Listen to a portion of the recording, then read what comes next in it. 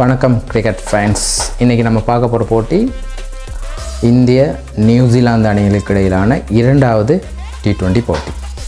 முதலாவது போட்டியில் இந்திய அணி வெற்றி பெற்றிருந்தாங்க. இரண்டாவது T20 போட்டி இன்றைய தினம் ராய்ப்பூரில் தான் நடைபெறுது. இதை பற்றியான விவரங்களை நம்ம பார்க்கலாம். வாங்க நிகழ்ச்சிக்கு போகலாம். ஒரு கம்ஃபர்டபுளான வின் ஒன்று கிடச்சது முதலாவது T20 போட்டியில் இந்திய அணிக்கு. இரண்டாவது T20 போட்டி ராய்ப்பூரில் நடைபெறுது. இந்த மைதானத்தை பொறுத்த வரைக்கும் 2023ஆம் ஆண்டு ஆஸ்திரேலியாவோட தான் இந்திய அணி இறுதியாக T20 போட்டி ஒன்று விளையாடினாங்க, வெற்றியும் பெற்றிருந்தாங்க. அந்த வகையில் ஒரு நீண்ட இடைவெளிக்கு பிறகு தான் மற்றும் ஒரு T20 போட்டி வந்து நடைபெறுது. இந்த போட்டியும் கூட ஒட்டுமொத்தமாக துடுப்பாட்ட வீரர்களுக்கு சாதகமான போட்டியாக அமையலாம். ரீசன் என்னென்னு பார்த்தீங்கன்னா, இந்தியாவை பொறுத்த வரைக்கும் போட்டியை நடத்தும் நாடாக இருக்குது T20 போட்டியை இலங்கையுடன் இணைந்து உலகின போட்டியை. எனவே அவங்களுக்கு ஒரு ப்ராக்டிஸ் மேட்சாக தான் இந்த 5 T20 போட்டியும் போக போகுது. அந்த மாதிரி இன்றைய தினமும் பேட்டிங் பேரடைஸாக இருக்கக்கூடிய வாய்ப்பு அதிகமாகவே இருக்குது.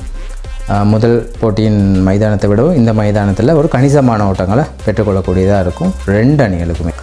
மைதானத்தோட தன்மையை பார்த்தோம்னா ராய்ப்பூர் மைதானம் பொதுவாக பேட்டிங்க்கு உகந்த மைதானமாக தான் இருக்குது.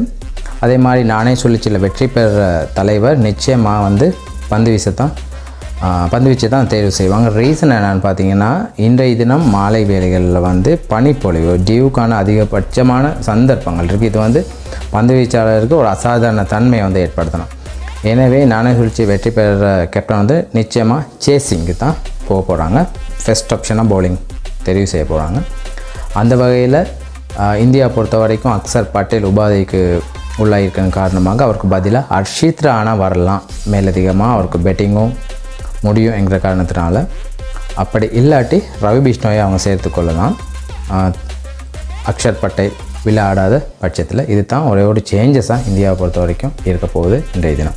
நியூசிலாந்து அணியை பொறுத்த வரைக்கும் அவங்க இன்ஜரி கன்சர்ன்ஸ் முதல் போட்டியில் மைக்கேல் பிராசல் விளையாடலை, அவருக்கு பதிலாக இஷோதி தான் விளையாண்டுருந்தார். எனவே அவரோட இடத்துக்கு மைக்கேல் பிராசல் வரலாம் அல்லது இஷோதி தொடர்ந்தும் இந்த போட்டியில் விளையாடலாம். மற்றும் ஒரு சேஞ்சஸாக கயல் ஜேமிசன் மீண்டும் ஒரு முறை T20 உலகக்கிண ஸ்குவாடில் வந்து இடம்பெறனால, அதாவது எடம் மில்னி இன்ஜெக்ட் ஆகியிருக்காரு. அவருக்கு பதிலாக மாற்று வீரராக தான் கயல் ஜேமிசன் வர்றாரு. எனவே அவருக்கு ஒரு ரெஸ்ட்டை கொடுக்கலாம். அவர் கண்டினியூவாக போட்டிகளை விளையாடி வரனால மேட்ச் என்ட்ரி விளையாடக்கூடிய வாய்ப்பு இருக்குது.